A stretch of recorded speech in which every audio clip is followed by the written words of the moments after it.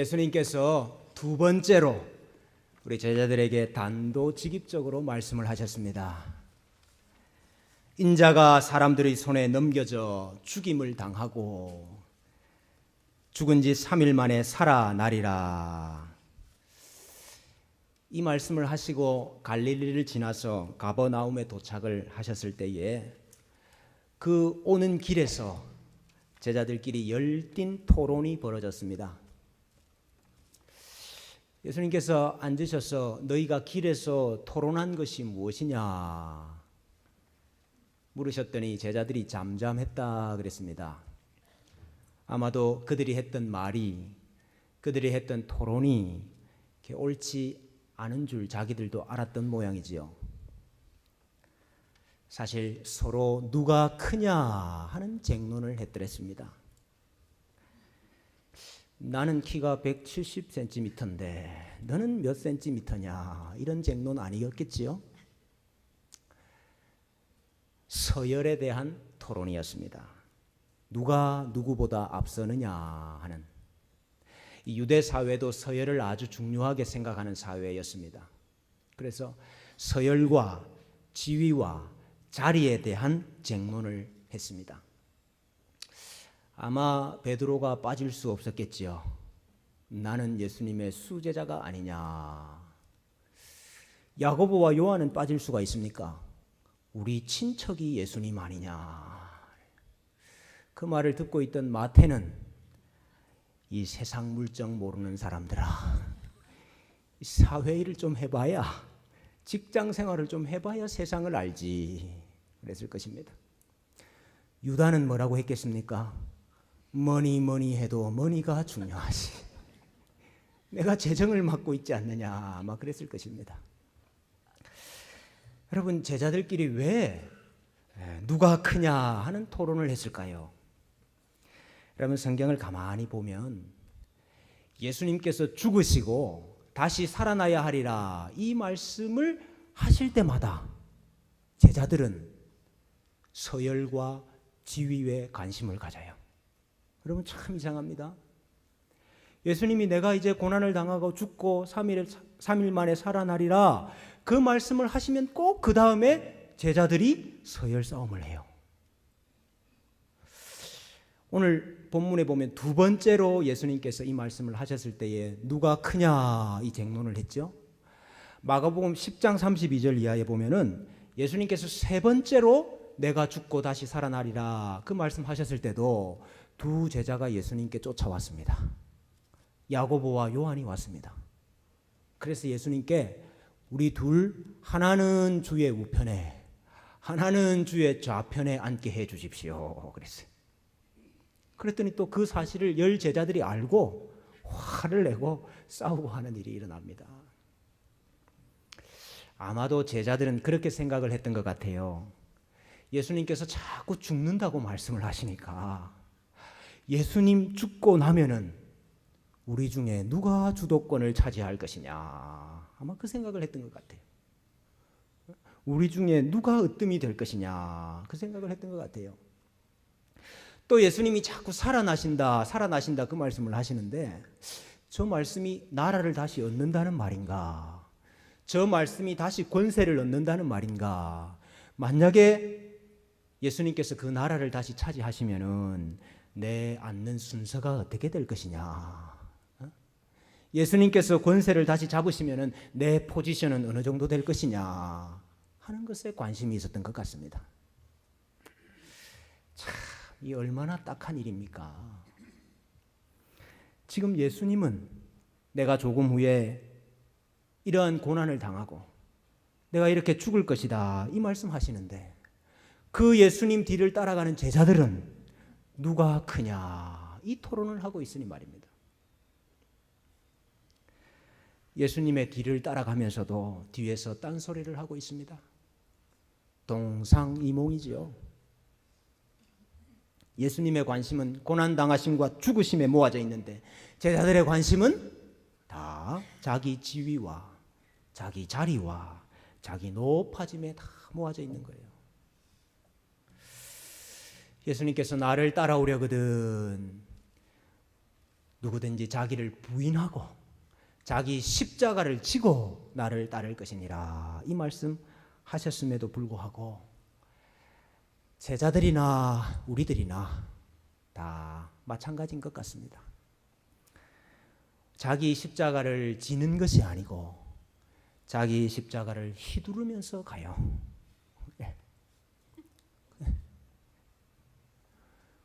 여러분, 못이 자기를 향하여서 박혀 있어야 되는데 그 못이 다른 사람을 향하여 밖으로 나와 있어요. 그래, 못 나온 그 십자가를 휘두르면서 따라가요. 예수님께서 이런 제자들을 불러서 이렇게 말씀을 하십니다. 누구든지 첫째가 되고자 하면 뭇사람의 끝이 되며 뭇사람을 섬기는 자가 되어야 하리라. 이 말씀은 세상 나라와는 다른 하나님 나라의 독특성을 말씀하시는 것입니다. 여러분, 이 세상의 나라는 힘이 있는 사람, 권세가 있는 사람, 많이 가진 사람, 지위가 있는 사람이 정복하고 차지하고 다스리는 나라죠. 그런데 여러분, 하나님의 나라는 사람이 다스리는 나라가 아니고 하나님이 다스리시는 나라. 그래서 하나님의 뜻이 이루어지는 나라지요. 그러면 중요한 것은 하나님께서 어떠한 방식으로 자기 나라를 세우시느냐 이 말입니다. 하나님께서 어떤 방식으로 하나님 나라 안에서 자기 뜻을 이루시느냐 하는 것입니다. 하나님이 어떤 방식으로 자기 나라를 세우시지요? 하나님이 어떤 방식으로 그 나라 안에서 자기 뜻을 이루시지요? 십자가라는 방식으로, 십자가라는 방법으로 자기 뜻을 이루시고 나라를 세우셔요. 여러분, 사실은 같은 말인데 우리가 이해하기 쉽게 조금 더 말을 바꾸면 이 하나님의 나라라는 것은 하나님의 약속을 말하는 것입니다. 여러분, 하나님께서 어떤 방식으로 자기 약속을 이루시느냐 이 말입니다. 성경을 다 찾아보세요. 하나님은 먼저 자기를 죽이시고 먼저 나를 죽이시고 다시 살리시는 방법으로 자기 뜻을 이루셔요. 성경을 통틀어서 약속을 받은 자 다 한번 살펴보십시오. 그것이 언제 이루어질지 모르는 막연한 기다림이든지 아니면 그것이 기근이나 가난이나 연병이나 심판이든지 아니면 그것이 가짜시의 공격과 핍박이든지 아니면 그것이 광야에서의 어려움이나 곤란함이든지 그것이 무엇이든지 간에 하나님은 반드시 자기 백성을 먼저 죽이시고 부인하게 하시고 그 다음에 자기 뜻을 이루십니다. 세상의 관점에서 보면은 고난당한다 하는 것은 내가 낮다 하는 뜻입니다. 내가 낮은 위치에 있다 그런 뜻이죠. 죽는다 하는 것은 지는 것이고 망하는 것입니다. 그러나 하나님은 내가 낮아지고 내가 죽어지는 바로 그 방법으로 하나님의 뜻을 이루시고 하나님의 나라를 세우신다 하는 것입니다. 바로 그 죽어짐의 방식이 뭇사람의 끝이 되는 것으로 뭇사람을 섬기는 것으로 드러나는 것입니다. 훗날 사도 바울이 이 원리를 깨닫게 되었습니다. 사도 바울에게 육체의 가시가 있었다 그랬죠. 육체의 가시. 근데 바울이 이것을 제하여 주시기를 3번이나 주께 간절히 간구했다 그랬습니다. 여러분, 어디 바울이 자기 자신을 위해서 이것 제거해 달라고 기도했겠습니까? 네? 바울이 자기 자신을 위해서 이 가시 제거해 달라고 구했을까요? 하나님을 위해서, 복음을 위해서 그렇게 빌었지요. 하나님, 나에게 있는 이 가시를 좀 제거해 주시면 복음이 훨씬 더 잘 전해질 것입니다. 하나님, 나에게 있는 이 약함과 이 방해와 이 핍박을 좀 제거해 주시면 하나님의 나라가 훨씬 더 왕성하게 부흥하고 하나님의 나라가 더 세워지지 않겠습니까? 그렇게 기도했죠. 근데 여러분, 하나님의 답이 뭡니까? 내 은혜가 내게 족하도다. 이는 내 능력이 약한 데서 온전하여 짐이니라. 그러므로 도리어 크게 기뻐함으로 나의 여러 약한 것들에 대하여 자랑하리니 이는 그리스도의 능력이 내게 머물게 하려 함이라. 그러므로 내가 그리스도를 위하여 약한 것들과 능력과 궁핍과 박해와 곤고를 기뻐하노니 이는 내가 약한 그때의 강함이니라 그랬습니다. 하나님의 대답이 무엇입니까? 네가 강하여지고 네의 모자람이 없어지고 너의 모든 것이 다 채워져서 하나님의 일이 되는 것이 아니고 하나님의 능력이 오히려 너의 약한 데에서 드러나고 너의 약한 데에서 오히려 하나님의 강함이 드러나는 것이다. 하나님의 일하심, 하나님의 통치가 이 세상의 통치와 얼마나 다른가 하는 것을 극적으로 보여주는 장면이에요. 내 자신이 더 가지고 더 강해지고 더 높아짐으로 하나님의 일이 이루어지는 것이 아니고 오히려 너의 죽어짐으로 말미암아 나의 능력이 드러나는 것이 내 방식이다. 근데 여러분, 우리는 다 거꾸로 생각하고 있다 이 말이에요. 대단히 안타깝게도 우리는 다 거꾸로 생각을 하고 있어요. 내가 더 힘이 있으면 하나님의 일이 더 잘 될 것이고 내가 더 높아지면 하나님이 더 영광을 받으실 것이고 내가 더 노력하면 하나님의 나라가 더 왕성해지지 않겠느냐, 이렇게 다 착각을 하고 있다 이 말이에요. 여러분, 사람의 능력이 아니고 하나님의 능력이 나타나는 나라고 사람의 힘이 아니고 하나님의 힘이 드러나는 나라고 사람의 이름이 아니고 하나님의 영광이 높아지는 나라가 바로 이 나라이기 때문에 사람은 오히려 죽어지고 사람은 오히려 부인되고 그럼으로써 이루어지는 나라가 바로 하나님의 나라인 것입니다. 이 원리를 모르기 때문에 늘 으뜸이 되기를 원하는 것입니다. 늘 높아지기를 원하는 거예요. 사도 바울이 내가 약한 그때에 강하다 그 말씀을 하시면서 어찌하여 너희 가운데서는 다툼과 시기와 분냄과 당짓는 것과 비방과 수군거림과 거만함과 혼란함이 있느냐, 그렇게 책망했습니다.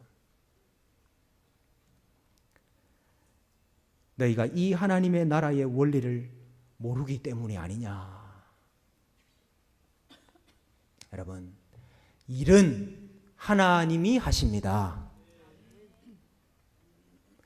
일을 이루시는 분도 하나님이십니다. 자기 뜻을 자기가 이루시는 분이 하나님이셔요. 모든 것을 합력하여 선을 이루시는 분도 하나님이십니다. 이 세상은 죽음밖에 만들어내지를 못합니다. 하면 된다, 하면 된다. 그래서 여러분, 뭐까지 됩니까? 그 되는 끝이 뭡니까? 죽음이에요. 그래서 여러분, 이 세상에는 오래 사는 것은 있어도 죽지 않는 것은 없습니다. 이 세상이 만들어내는 것은 죽음밖에 없습니다마는 하나님 나라에는 부활이 있고 하나님 나라에는 생명이 있고 하나님 나라에는 영생이 있어요. 하나님께서 사망에서 생명으로 만드시고 하나님께서 십자가에서 영광을 만들어내신다. 여러분, 우리가 이 사실을 믿고 잘 버티시기를 바랍니다. 정말 잘 버티시기를 바랍니다. 그리고 더 많이 죽으시기를 바랍니다.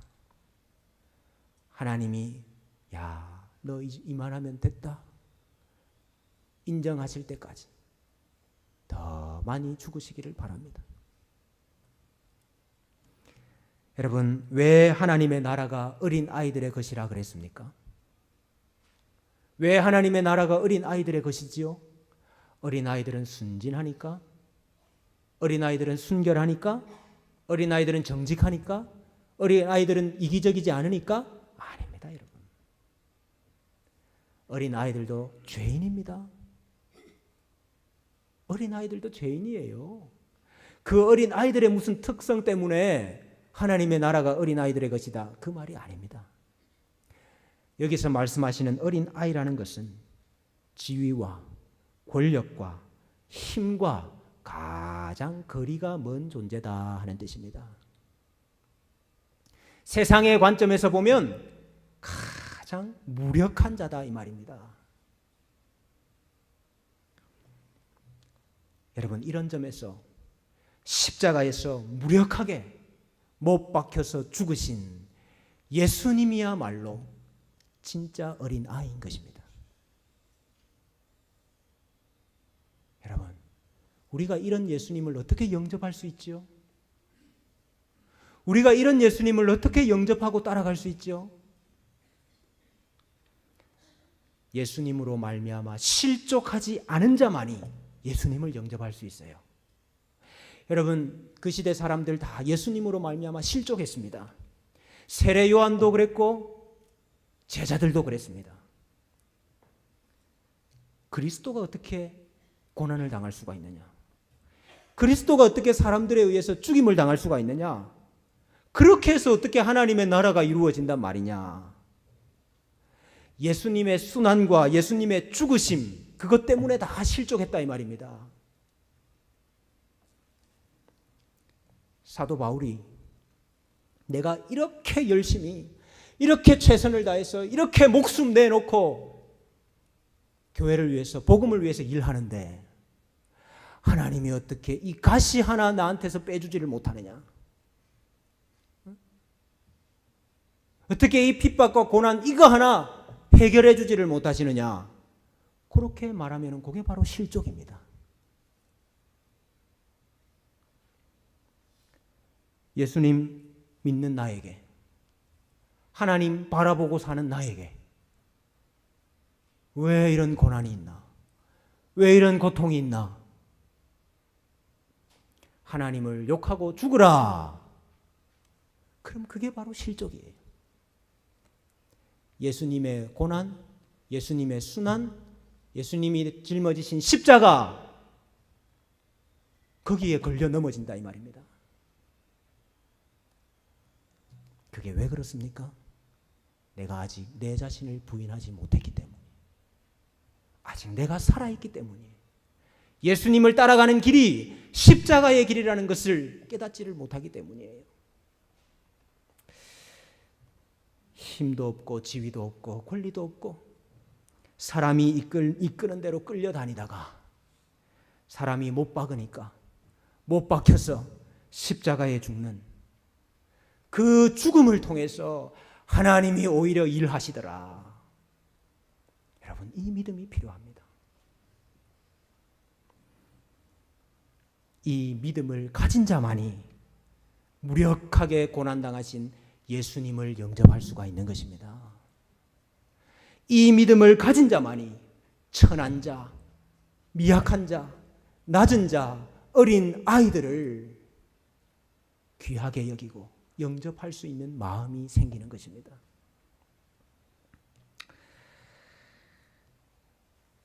오늘 예수님께서 예수님을 영접하는 것이 곧 하나님을 영접하는 것이다 그랬습니다. 그것은 예수님께서 하나님의 보내신 자이시기 때문도 하지만은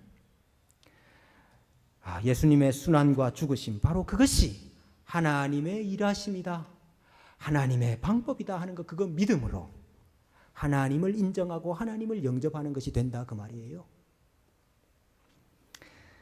예수님께서 이렇게 제자들을 가르치셨습니다마는 제자들이 잠시 후에 얼마 지나지 않아서 어린 아이들이 예수님께 오는 것을 꾸짖고 막습니다.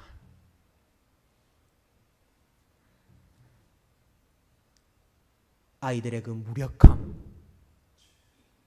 세상의 관점으로 볼 때 그 아이들의 무가치함, 그것 때문에 아이들이 예수님께 오는 것을 가로막았어요. 그때 우리 예수님께서 얼마나 화를 내셨는지 몰라요. 아직까지 세상의 그 기준, 세상의 방식, 그것과 다른 하나님 나라의 방식, 하나님이 일하시는 방법, 그거 깨닫지 못하고 있구나. 예수님께서 안타까워하셨습니다. 여러분, 우리 주님의 교회 성도들은 다 어린 아이가 되십시다. 어린 아이가 된다는 말은 내가 낮아진다는 뜻입니다. 내가 무력해진다는 뜻입니다. 내가 나를 부인한다는 뜻입니다. 내가 나를 죽인다는 뜻입니다. 그러나 하나님은 그 나의 죽어짐에서 생명을 만들어내시고 내가 십자가를 지고 따를 때에 그 십자가가 변화해서 영광이 되도록 만들어 주실 것입니다. 이 하나님의 나라에 합당한 우리 하나님의 나라 백성들 다 되시기를 주님의 이름으로 축원합니다.